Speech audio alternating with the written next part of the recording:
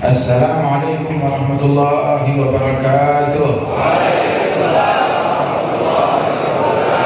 Alhamdulillah wassalatu wassalamu ala sayyidina Rasulillah Sayyidina Muhammad bin Abdullah wa ala alihi wa sahbihi wa mawalah. Ma ba'd, kita bersyukur kepada Allah Ta'ala pada malam hari ini kita berkumpul di Lampung, di Metro Lampung, alhamdulillah, atau tepatnya di mana ini, Pekalongan, dalam majelis Rasulullah Sallallahu Alaihi Wasallam. Kita berkumpul bersama para guru-guru kita, para habaib, para asatidzah, para kiai, para hadirin dan hadirat perkumpulan yang dirahmati oleh Allah Subhanahu Wa Taala. Di sini ada hadir bersama kita Habib Sekaf, Ba'abud, Ustaz Abdul Rahman Al-Aidrus, Ustaz Taha Aidid, dan juga segenap ikhwan wal ahbab. Mudah-mudahan Allah Subhanahu Wa Taala memberikan ridha-Nya kepada kita sekalian. Subhanallah, kemarin saya di Tegal, sekarang udah di Pekalongan. Tegal Pekalongan mestinya 1 jam, tapi ini 10 jam. Alhamdulillah. Itu jasanya, itu fisiknya.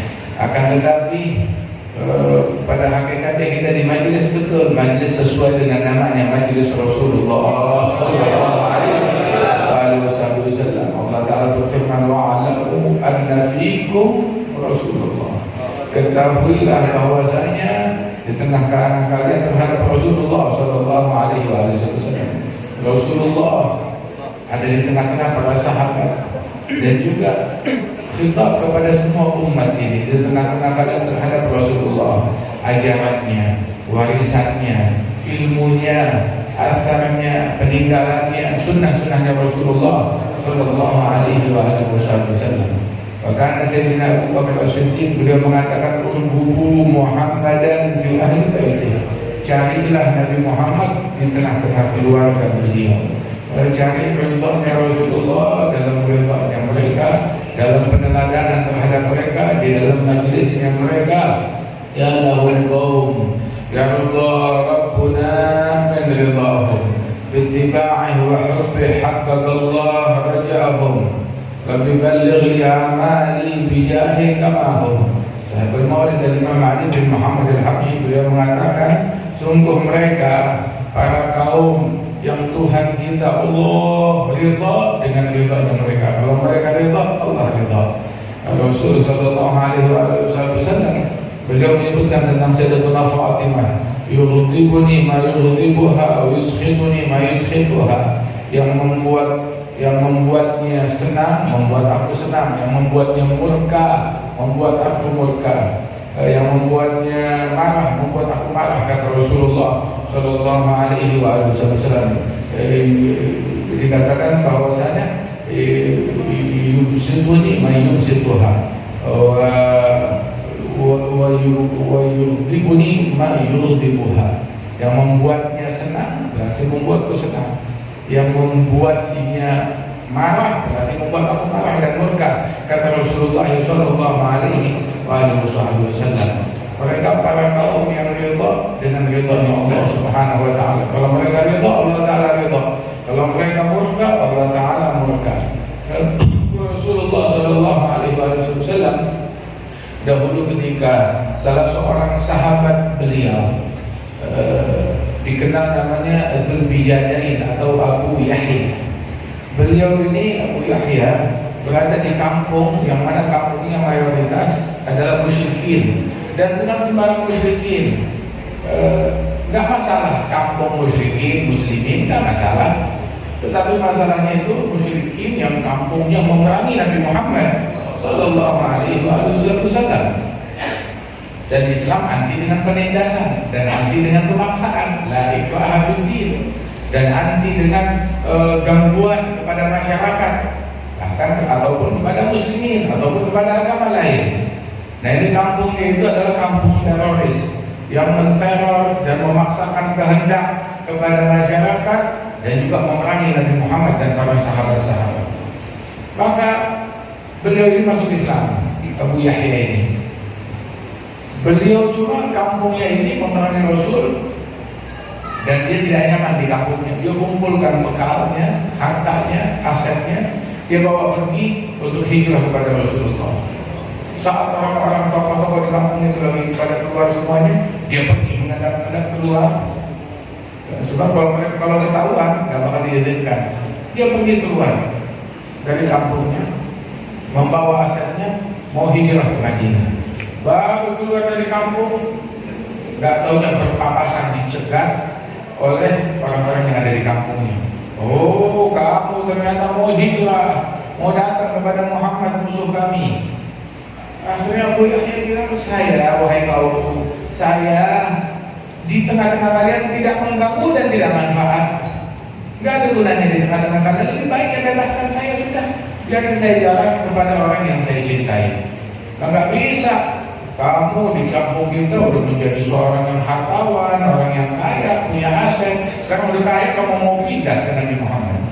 Kamu mau pindah ke sana, membawa aset kamu, nggak bisa. Akhirnya Abu Yahya bilang begini saja, harta yang saya punya ini semuanya kamu ambil. Sebab di mata orang-orang kafir nggak ada yang lebih penting daripada aset, nggak ada yang lebih penting daripada dunia, nggak ada yang lebih penting daripada harta, nggak ada yang lebih penting daripada tahta. Dan di mata kaum mukminin kagak penting. Harta nggak penting, siapa yang naik, siapa turun, siapa yang menang, siapa yang kalah, siapa yang jadi, siapa yang jadi, siapa yang jadi presiden, siapa yang jadi pemimpin, semua nggak penting. Itu nggak penting. Kalau di mata kaum mukminin hal yang penting adalah yang kelak kita bakal ditanya kalau kita masuk kubur. Yang nggak ditanya saat kita masuk kubur nggak penting. Kita bakal ditanya sholat kita, sholat penting. Kita bakal ditanya apakah kita keluarga kita, kaum wanita kita nutup aurat dengan benar, itu penting. Lama yang lain ini anggota dewan ini bukan jadi ini menang kalau kagak penting, harta kagak penting semuanya. Itu cuma selingan, cuma sampingan, cuma bunga tidur. Karena dia tahu yang paling penting di mata orang kafir harta, dunia, tahta. Nah kita jangan jadi seperti mereka, ikut latah, segalanya, harta, segalanya, bangkit. Jangan latah. Syekh Al-Habib Ali Masyur sampai nama presidennya sendiri dia nggak tahu. Datang tamu presiden disambut dihormati, bukan tak hormati, enggak dihormati. Akhirnya setelah datang kami datang dari presiden tersebut namanya bolak-balik Soleh Ali Abdullah, Soleh Ali Abdullah, Abdullah Ali Soleh, bingung. Sampai akhirnya orang asing yang benar ini karena terlalu banyak suara nggak nangkap. Dia tanya, presiden namanya tidak sih? Dia nggak tahu namanya. Kenapa? Sebab otaknya nggak ada di dunia, sibuk sama akhirat. Tapi tanya khilaf antara ulama, masalah yang ada di minhaj, yang ada di syarah minhaj, aqwalul ulama dibagi kepada beberapa bagian. Siapa yang bilang begini, siapa yang bilang begitu, beliau hafal, beliau tahu. Tanya tentang sejarah, tanya tentang sirah, tanya tentang manhajnya para ulama, tahun lahir, tahun wafat, semuanya dia tahu. Tanya tentang nasab, dia hafal. Nasab dia hafal. Bukan nasabnya dia sendiri, nasabnya orang-orang. Sampai dia menjadi rujukan nasab di negerinya. Masya Allah. Tapi tentang dunia dia nggak ngerti. Nah kita jangan turut latah urusan dunia. Kita tahu di mata orang kafir yang paling penting adalah dunia harta. Dunia harta, begitu, tahta. Terus entar kalau itu semuanya udah beres, baru kesehatan. Begitu, kesehatan. Baru ntar yang paling akhir prioritas mereka yang paling akhir baru kenikmatan batin dan rohani, agama, kenikmatan batin dan rohani paling akhir. Tetapi buat muslim, buat mukmin yang paling prioritas nomor satu adalah batin, rohani, hubungan dia dengan Allah Subhanahu Wa Taala. Dan yang paling akhir, nah itu harta, tahta, begitu, itu paling akhir. Kesehatan, begitu apabila mensupport urusan akhirat dia, begitu juga harta mensupport urusannya akhirat dia. Dan mereka nggak ada rakus, nggak ada tamak terhadap kedudukan kepada harta, kepada hal-hal duniawi. Kalaupun ada itu harta dipakai di jalan Allah Taala. Kalaupun nggak ada harta tersebut ataupun tahta, maka dia nggak terobsesi, dia cari di jalan yang halal dengan jalan yang diizinkan oleh Allah Subhanahu Wa Taala. Alhasil Abu Yahya bilang ini, ambil harta saya buat kalian, wahai musyrikin yang berikan saya dari keluar. Kamu boleh, tapi semua hak kamu. Kamu ambil deh yang di rumah saya itu masih ada. Saya punya rumah, punya punya kebun, punya tanah, saya punya aset, dan bahkan juga ada juga harta saya, harta karun saya, emas saya itu yang nggak bisa saya bawa, saya sembunyikan. Di mana? Dicari, ketemu. Dan bukan itu aja, saya mau juga bekal yang kamu bawa ke sini. Bekalnya dikasih, sampai baju-bajunya. Sehingga ini cuma disisakan 2 lembar baju yang sudah butut, yang udah jelek, menutupi bagian atas dan bagian bawah. Disebutnya itu baju yang udah butut, bijaj. Nah, dia pakai 2 lembar bijaj. Hingga datang ke Madinah membawa 2 lembar baju yang udah rusak, yang udah jelek, yang udah lapuk. Namanya bijaj. Dikenali masuk ke Madinah, orang Madinah menjuluki dia Dzul Bijadain.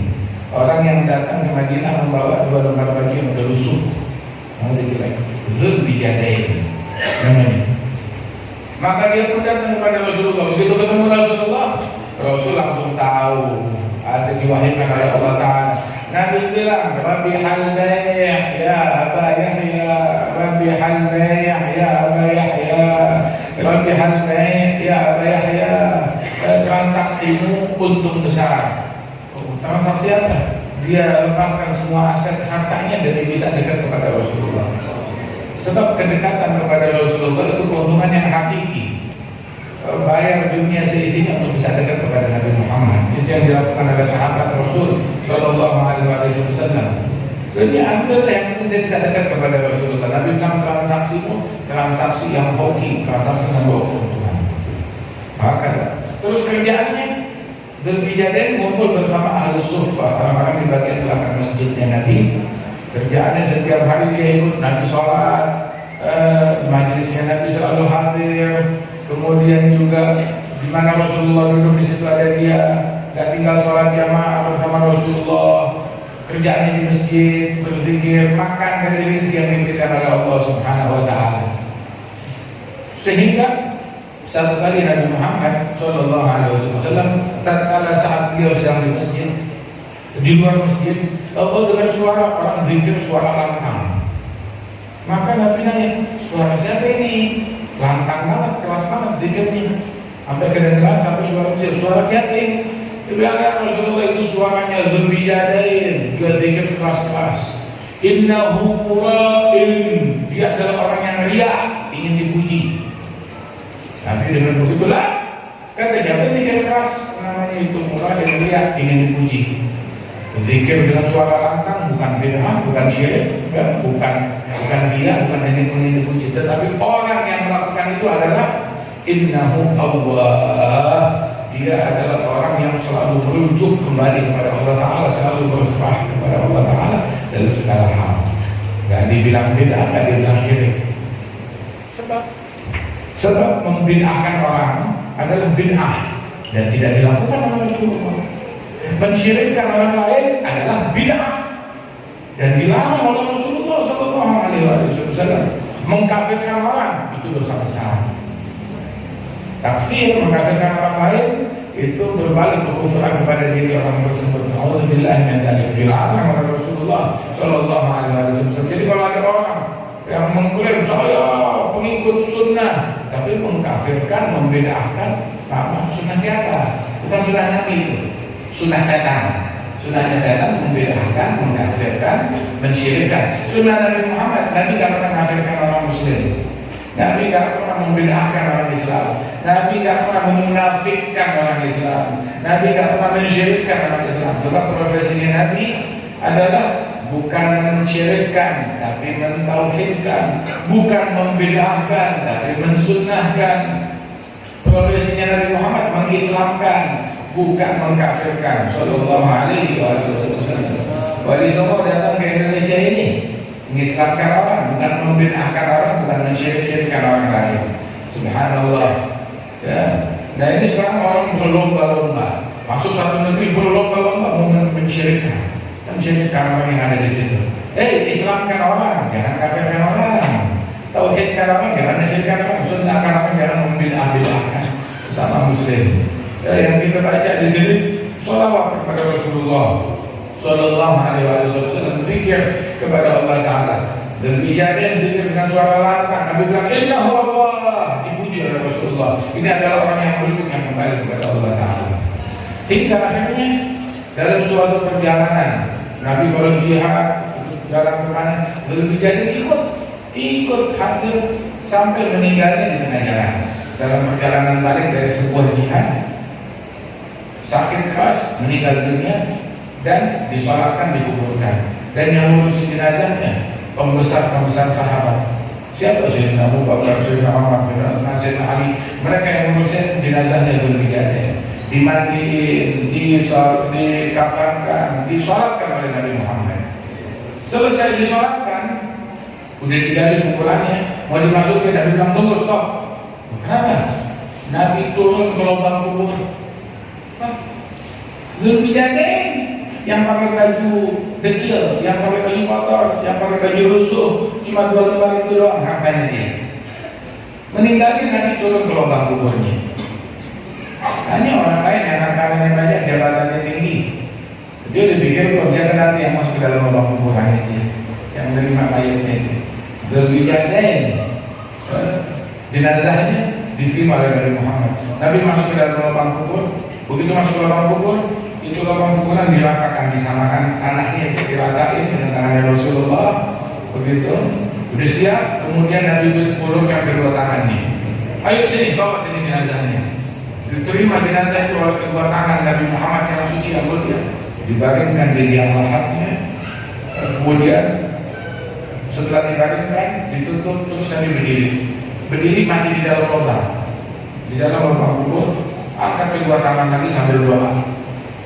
Berbijaden di situ di kakinya Rasulullah, kaki jenazahnya. Nabi bilang Allahumma rda anhu fa inni amsaytu anhu radin. 3 kali Allahumma rda anhu fa inni amsaytu anhu radin. Ya Allah, ridailah dia, sebab sungguh aku pada malam hari ini ridha kepada Dzulbijadah, maka ridhalah kepadanya. Itu sahabat sampai ngiri. Dia bilang, coba saya yang mati digituin sama Rasulullah, enak betul. Beruntung Dzulbijadah. Itu sahabat Nabi. Kalau dengan Nabi sholatin jenazah, mereka hampir bilang, andaikan saya mayit. Kenapa? Beruntung jenazahnya disolatin oleh Rasulullah Sallallahu Alaihi Wasallam. Dia dengerin bacaan Nabi. Kenapa? Dari sholat jenazah, Nabi bilang, Allahumma ghfirlahu warhamhu wa'afihi wa'afahu ahsin nuzulahu wasi madkhalahu ighsilhu bilma'i wathalji walbaradi nakihi minal khadaya kami nabi thawbul abad minal danas abdilhu da'aran khairan min dari ahlan khairan min ahli zawjan khairan min zawji adkhilhu lil jannah a'idhu min adab al-qabr wa min adab al-nar Allahumma la tuhrimni ajrahu wa la taftinni ba'dahu wa ghfirli wa lahu wa lihi. Itu sahabat yang begitu. Coba saya mayitnya, coba saya mayitnya dapat doa, nggak kamu banyak banget tuh doa dari Nabi Muhammad Sallallahu Alaihi Wasallam. Masya Allah. Akan seperti Arabi datang kepada Rasulullah Sallallahu Alaihi Wasallam. Nabi sudah meninggal dunia, datang ke kuburannya Nabi Muhammad. Itu Nabi tadi doa tuh. Doa di dalam lubang kubur, kalau bahasa kita istighatsah di kuburan. Ayo doa betul. Istighatsah di dalam lubang kubur. Doa minta perbantuan Allah, pertolongan Allah di dalam, bukan lagi di kuburan, di dalam lubang kubur. Diaminkan oleh para sahabat. Di dalam lubang kubur. Nabi bilang Allahumma rda anhu. Ya Allah, ridailah dia, sebab aku ridha kepadanya pada malam hari ini. Masya Allah. Apa istilah yang lebih agung dibandingkan doanya Nabi Muhammad Sallallahu Alaihi Wasallam? Tentu zaman dulu gak ada orang yang mulai ngusir, kalau kan kita beda syirik. Soalnya dia belajarnya nggak tahu ilmu, kecuali itu membinain orang, syirik orang. Suruh ayo cara-caranya cebok apa aja dalam mazhab Syafi'i, dia nggak ngerti. Cara cebok yang benar dia nggak ngerti. Cara istinja yang benar dia nggak paham. Itu tahunya binakan orang, syirikkan orang. Mana syurutul sholat, mana mutilatul sholat, apa ini syurutul wudu, apa ini syurutul usul, Apa itu sunnah dilakukan ketika Ramadan? Tidak salah, tidak ngerti. Tapi tahunya membid'ahkan menjadikan Ramadan yang maklum dari. Jangan diletak tinggal ini kayak begitu. Ada aneh jadi. Untuk zaman dulu nggak ada orang-orang kayak begini di zaman Nabi. Kalau nggak Rasul lagi di kuburan, bid'ah. Dibilang begitu. Bahkan Rasulullah Sallallahu Alaihi Wasallam begitu mensolatkan jenazah seperti itu, mendoakan mayit seperti itu, sehingga sahabat sampai pertanyaan dan sahabat itu demikian cinta kepada Rasulullah. Ada seorang Arabi datang kepada Nabi Muhammad setelah wafatnya Nabi. Kejadian itu didengar oleh Imam Qurtubi, salah seorang ulama besar. Dia lagi duduk di depan kuburan Rasulullah, untuk lagi ziarah, lagi baca doa di situ. Di depan kuburannya Nabi Muhammad. Hah? Baca doa di depan kubur? Bid'ah tuh. Karena itu artinya cuma bid'ah doang. Ajaran Allah, Allah yang mengajarkan, Allah yang suruh. Kenapa tentang ada dalilnya disebut di sini? Ini orang Arabi ini, orang gunung, orang kampung datang ke kuburan Rasulullah. Assalamualaikum ya Rasulullah. Ngasih salam kepada Nabi di dalam kuburannya.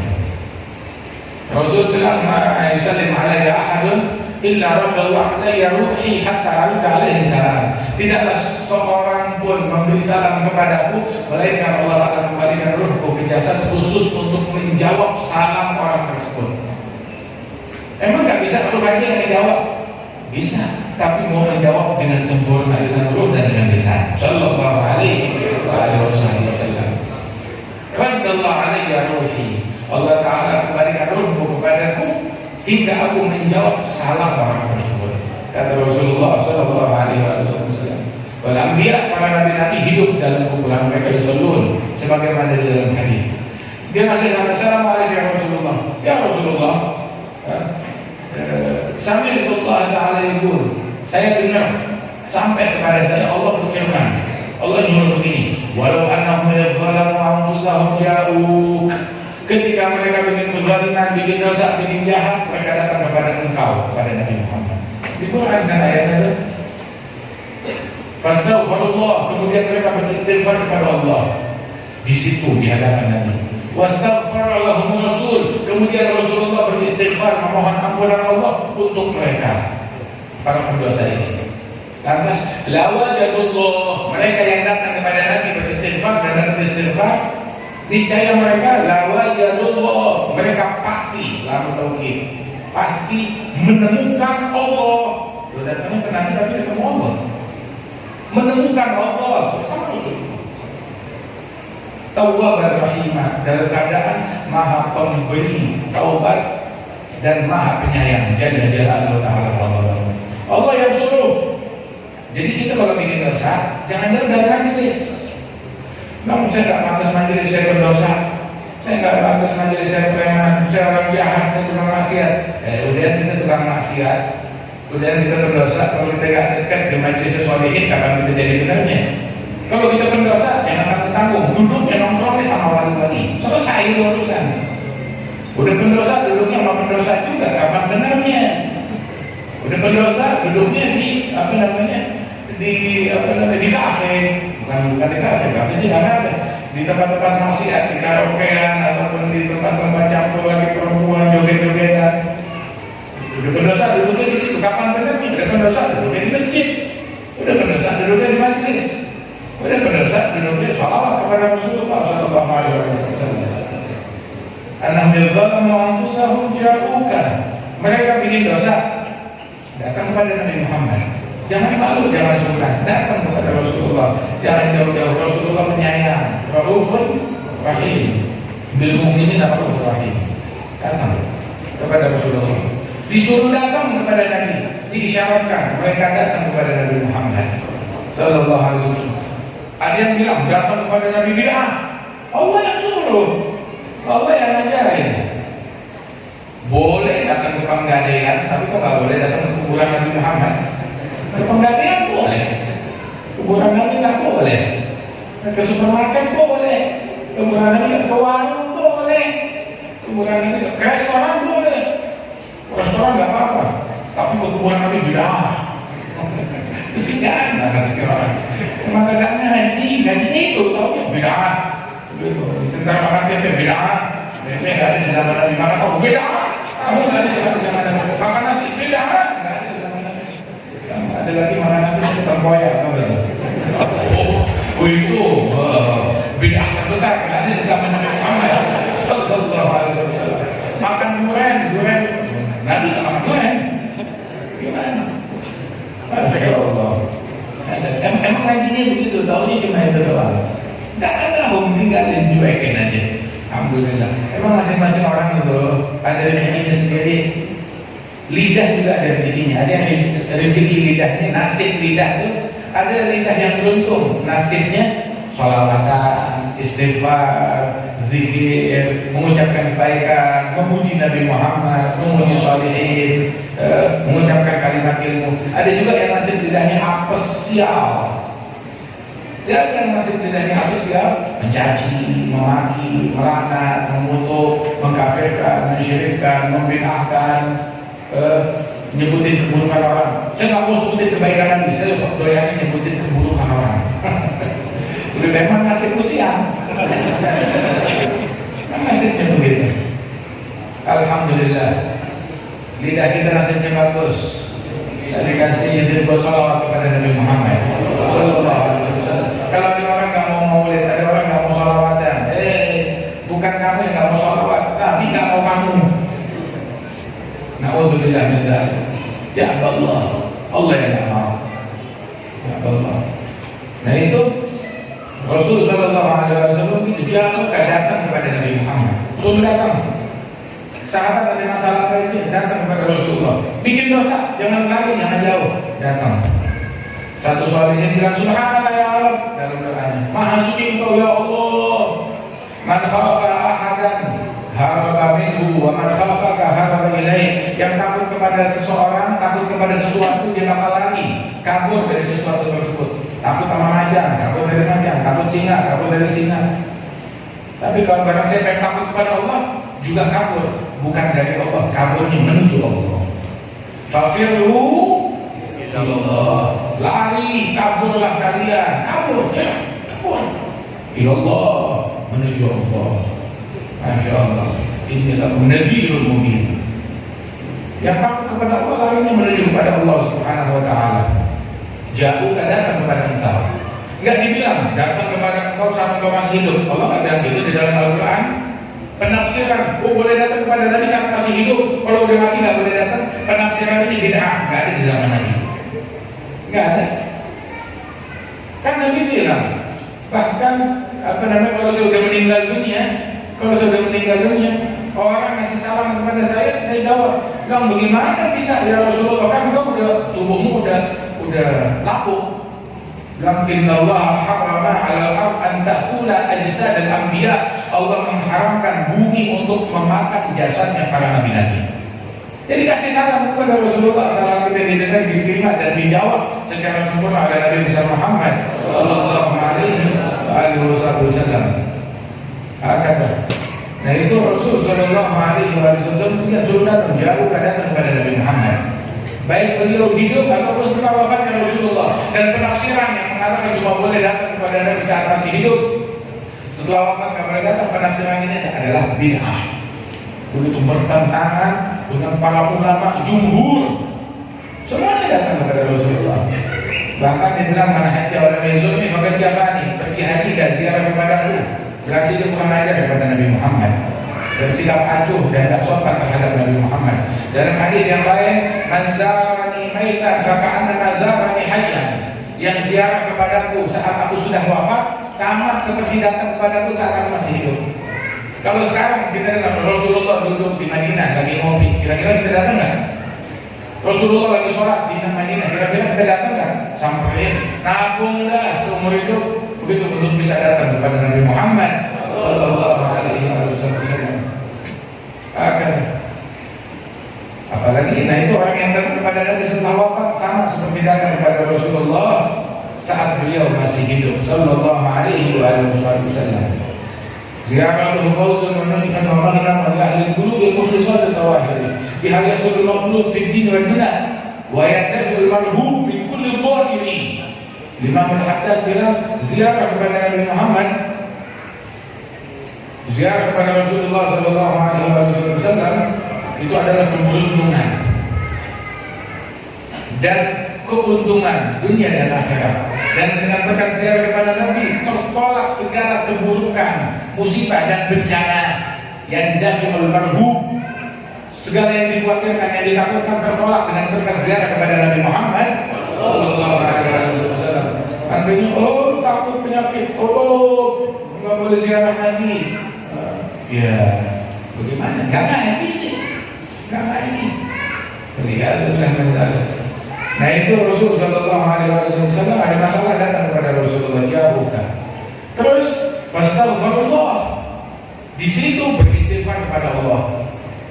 Begitu datang di hadapan Rasulullah beristighfar kepada Allah. Wastaghfirullah Rasul. Emang nggak bisa istighfar di kampungnya aja? Bisa. Cuma istighfar sendiri sama istighfar di hadapan Nabi beda. Beda. Sholat sendiri atau jamaah di kampungnya sama sholat bermakmum bersama Rasulullah beda. Di Al-Quran tuh berapa banyak usalluna ma'a sholat kepada bersama engkau ma'aka. Kaifiyat sholatul khauf, cara sholat khauf dalam jihad diatur yang mana tujuan itu biar bisa sholat bareng bermakmum bersama Nabi Muhammad. Padahal kalau mau simpel sholat aja sendiri, sholat sendiri atau sholat berdua bertiga, yang lain jaga. Begitu terus gantian antara masukan. Tapi enggak, diatur. Soft pertama sholat bersama Nabi Muhammad 1 rakaat. Ya. Kemudian begitu Nabi berdiri rakaat kedua, itu soft yang pertama lanjutin sholat, kemudian duduk nunggu Rasulullah. Dia salam. Ya. Soft yang kedua berjaga.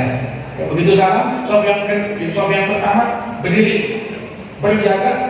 Nabi masih nunggu nih dalam sholatnya. Soft yang kedua bermakmum di belakang Rasulullah, ikuti Nabi Muhammad sallallahu alaihi wasallam. Begitu. Hingga salam bersama Rasulullah sallallahu alaihi wasallam.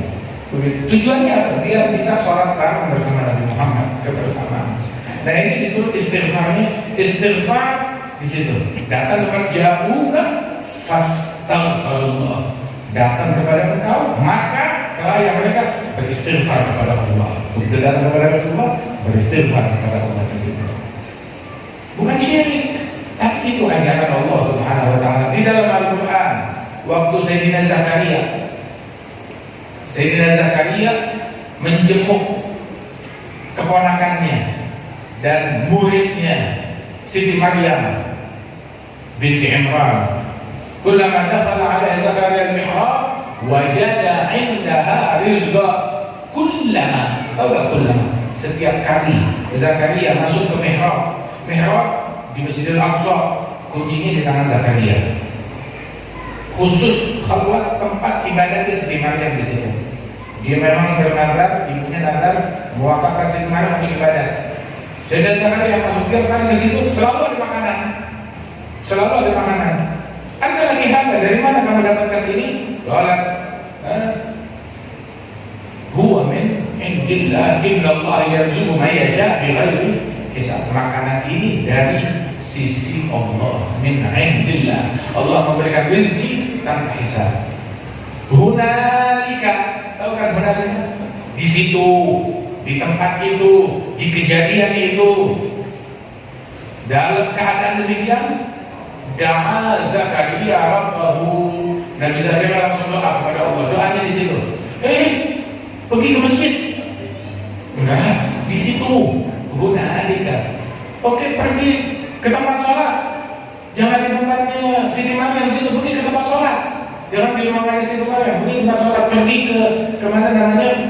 Ke mimbar, pergi ke tiang, atau pergi ke mihrab yang lain. Hunalika, di tempat itu, depan Siti Maryam, da'a Zakaria Rabbahu. Nabi Zakaria berdoa, Rabbi habli min ladunka dzurriyyatan thayyibah. Minta keturunan yang baik kepada Allah Subhanahu wa taala. Dan satu lagi yang unik, ini ternyata bukan sekali kejadian ini. Kullama, setiap kali. Tiap kali Untung zamannya Nabi Zakaria dulu nggak ada orang yang usir, orang hei, bid'ah, syirik. Doa jangan di situ, doa jangan main. Udah gitu, Zakaria siapa beliau? Nabi dan Rasul. Siti Maryam apa? Bukan Nabi, bukan Rasul. Yang Nabi dan Rasul adalah putranya. Ayahnya pun juga bukan Nabi, bukan Rasul. Imran bukan Nabi, bukan Rasul. Dan Siti Maryam wanita, tidak ada Nabi, wanita menjadi Nabi, tidak.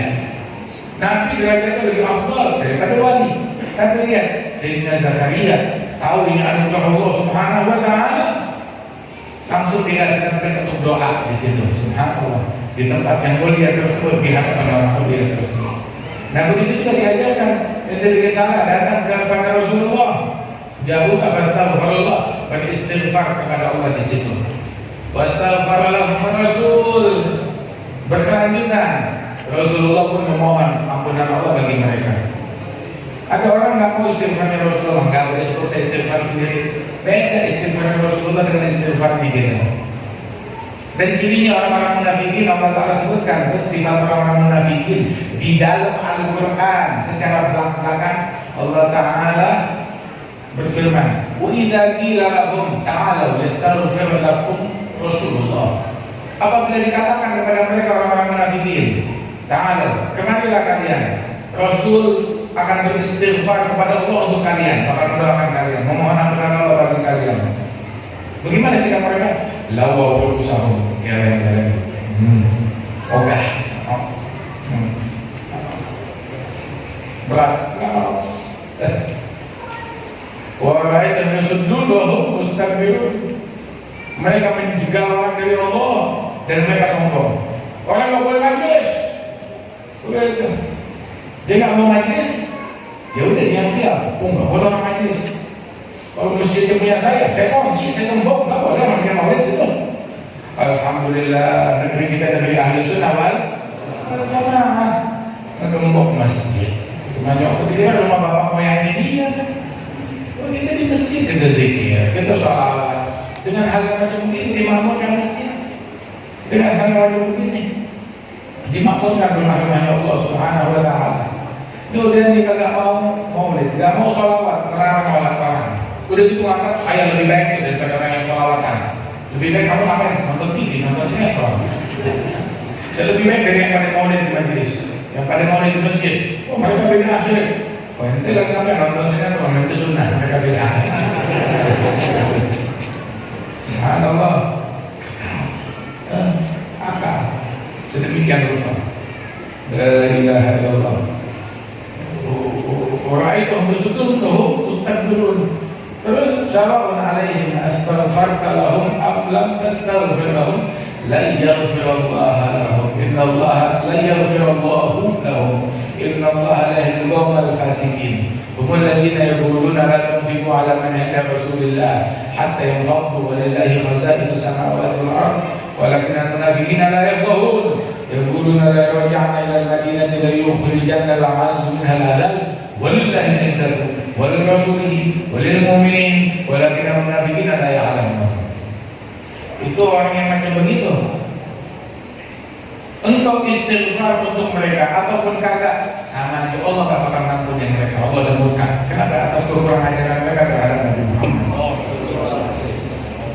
Bahkan dalam ayat yang lain, seandainya tastaghfiruhum sab'ina maratan la yaghfirullahu lahum. Kalau engkau beristighfar, memohon ampunan Allah bagi mereka, bukan sekali, 70 kali, gak bakalan diampunin oleh Allah Ta'ala.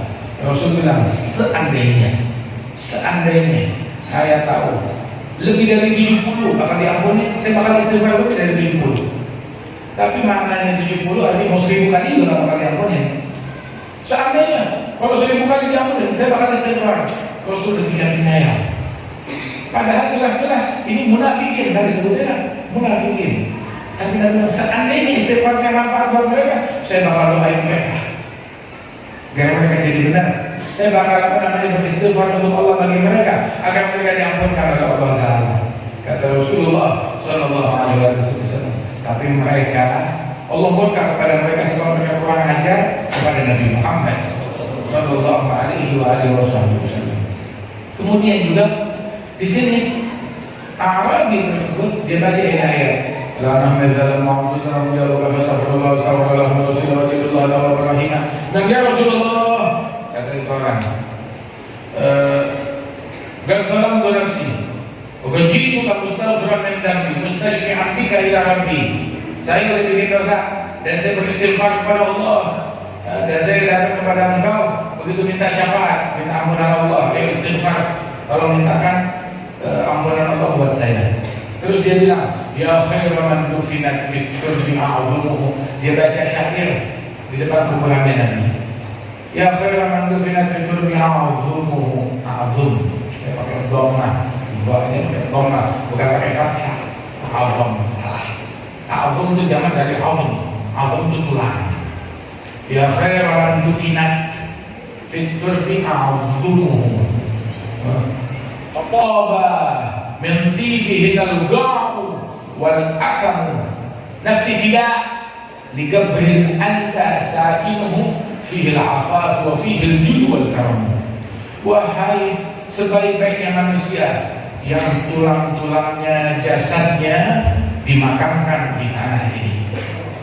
Karena jasadnya Nabi, tulangnya Nabi, tubuhnya Nabi ada di tanah tersebut, fataba min tibihinna. Itu jasadnya Nabi harum dan tanah menjadi harum karena ada jasadnya Nabi Muhammad waktu Rasulullah meninggal, mukanya, wajahnya masih terbungkus dengan sorbannya Nabi.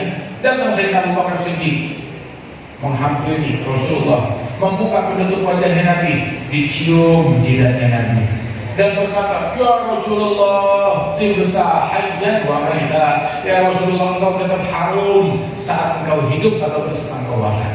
Tetap harum. Sallallahu alaihi wasallam. Itu tanah menjadi harum karena di situ ada jasadnya Nabi Muhammad. Itu bihinal ga'u wal akam. Nafsi fidah. Saya rela menjadi tumbalnya engkau, menggantikan engkau di lubang itu. Udah, engkau hidup lagi, saya mati di dalam situ. Kenapa sebab itu kalau lubang kubur, lubang nikmat, lubang surga, lubang anugerah. Nafsi fidah mereka beri anta sakinu fihi al-afaf wa fihi al-jud wal karam. Anugerah Allah ada di lubang tersebut. Ulama ahlu sunnah wal jamaah sepakat tempat yang paling afdal di alam semesta. Di mana? Di mana tempat yang paling afdal? Tempat yang paling afdal, tanah yang paling afdal di surga, bukan. Di mana namanya? Arsy, bukan. Kursi, bukan. Ataupun juga Masjidil Haram, tanahnya paling afdal, bukan. Tanah di mana di situ berdiri Ka'bah, bukan. Ulama ahli sunnah jamaah bilang tanah yang paling afdal, tempat yang paling afdal di alam semesta adalah tanah yang mana di situ ada jasadnya Nabi Muhammad. Ijma' ahli sunnah wal jamaah, kesepakatan ahli sunnah wal jamaah. Kenapa? Sebab setiap manusia itu di dalam jasadnya mereka itu mengandung unsur dari tanah. Tanah yang mana? Tanah dari tempat dia dikuburkan nanti.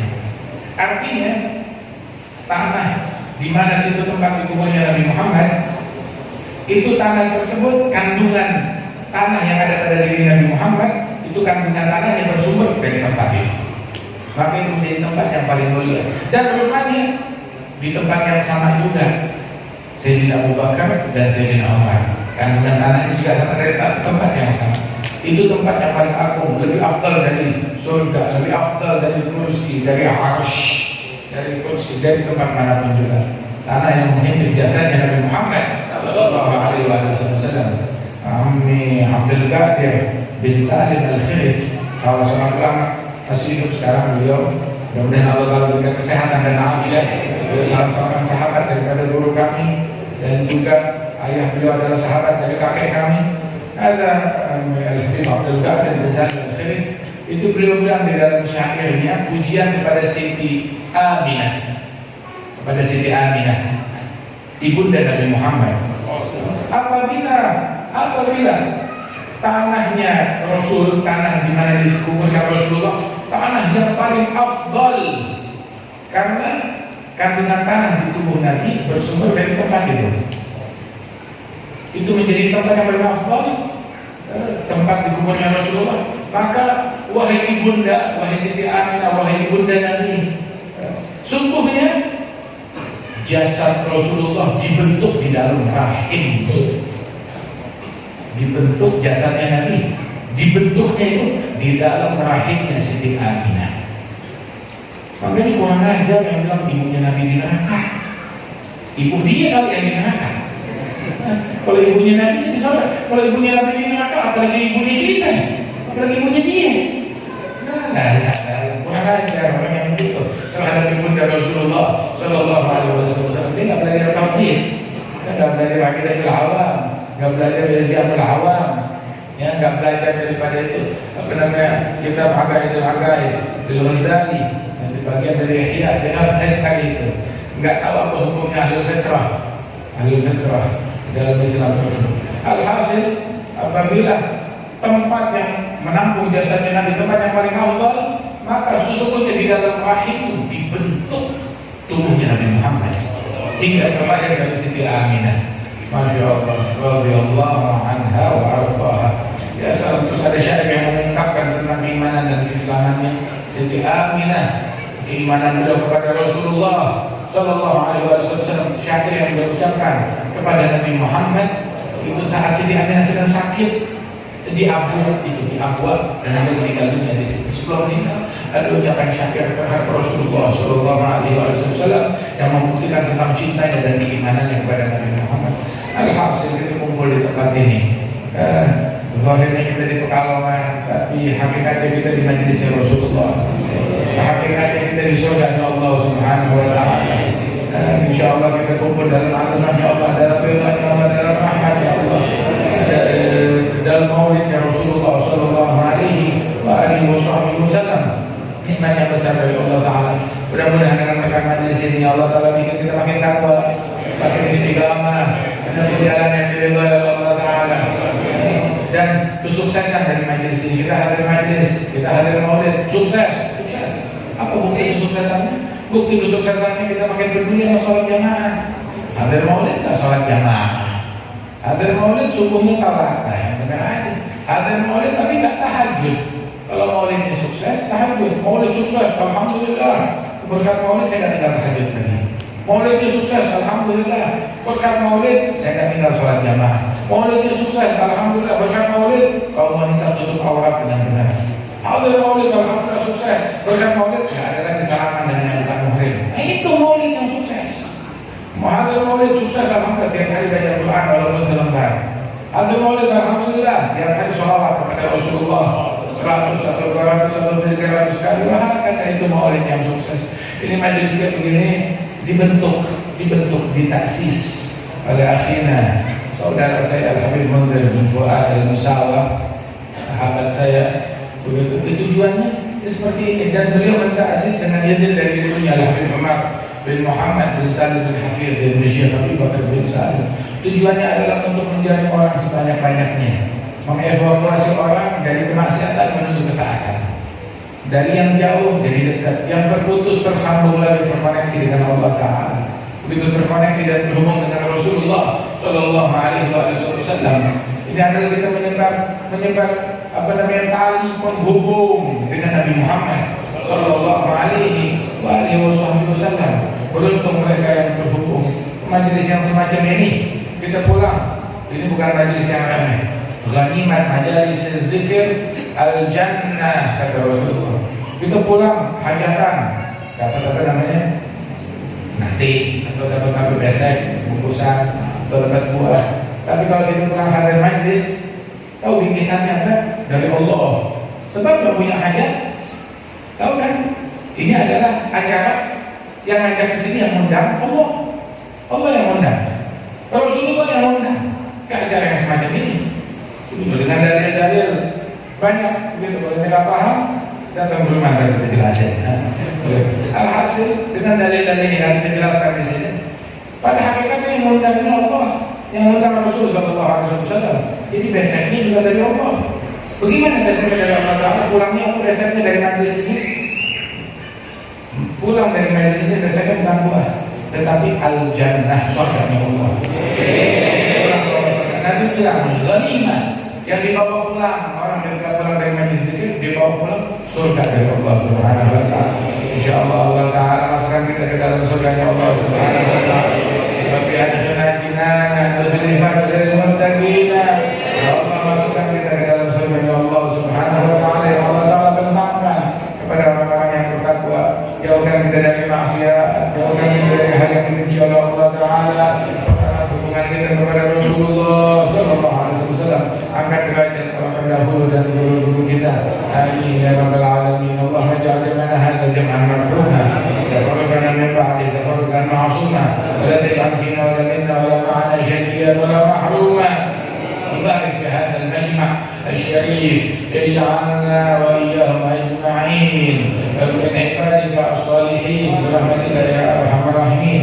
إذا توفيتنا فتوفنا مسلمين مؤمنين، واختم لنا منك بخير أجمعين، اختم بأحسن ختام بلادنا الانصراف وحنائن الإمام وسائر المسلمين يا رب العالمين. صلى الله على سيدنا محمد وعلى آله وسلم، وآخر دعوانا الحمد لله رب العالمين. السلام عليكم ورحمة الله وبركاته. الحمد لله رب العالمين. اللهم صل وسلم على سيدنا محمد وعلى آله وصحبه أجمعين. ولقد أشرت لنعم أوصافه تحيي القلوب تهيج الأشجان. والله قد أثنى عليه فما يساوي القول منا أو يقول ثنانا. لكن حبا في السرائر قد دعا لمديح صفوة ربنا وحنانا. إذ امتزجنا بالمودة هاهنا نرفع أيدي فخرنا ورجانا للواحد الأحد العلي إلهنا متوسلين بمن إليه دعانا، مختاره صفيه وحبيبه زين الوجود به الإله حبنا.